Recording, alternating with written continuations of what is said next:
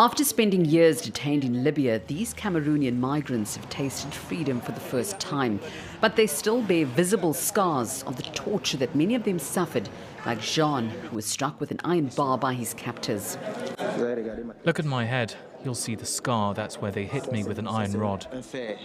Having left Cameroon 8 months ago with the dream of arriving in Europe via the Mediterranean, Jean came to be a victim of a well-organized human trafficking syndicate in Libya. He says he was sold 4 times and that slave traders bought him for between 400 and 500 euros. He took me and he went to sell me in another part of town. We were brought to Brac to work. We were slaves to a whole neighborhood. They didn't ask us whether we were hungry or thirsty.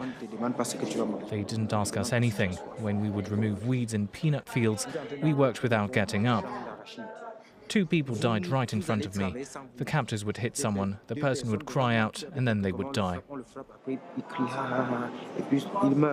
These terrible living conditions convinced Jean and 249 other Cameroonian migrants to leave Libya. They returned to Yaoundé on Tuesday night by a special flight chartered by the government and the International Organization for Migration. After touching down, they are still haunted by the nightmare of having lost everything in Libya. This father's relieved to return to Cameroon with his family after having paid a $6,000 ransom. Other migrants have not been so lucky and are still being held hostage in detention centres. We have brothers who are still imprisoned over there. When they kidnap you, they beat you and torture you. If we hadn't given them money, they would have cut us up and left us in the desert. This migrant is one of more than 100 women who was captured pregnant. She was saved after her family paid a ransom. According to her, captors are more violent with the darker-skinned migrants. Black skin is a commodity in Libya. We're sold at cheap prices like chickens.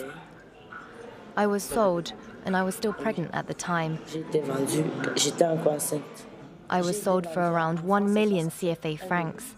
If I'd given birth in prison, I would have been sold for 1.5 million. Hundreds of Cameroonians are still in Libya, and according to the UN, nearly 390,000 migrants from 40 different countries remain trapped there.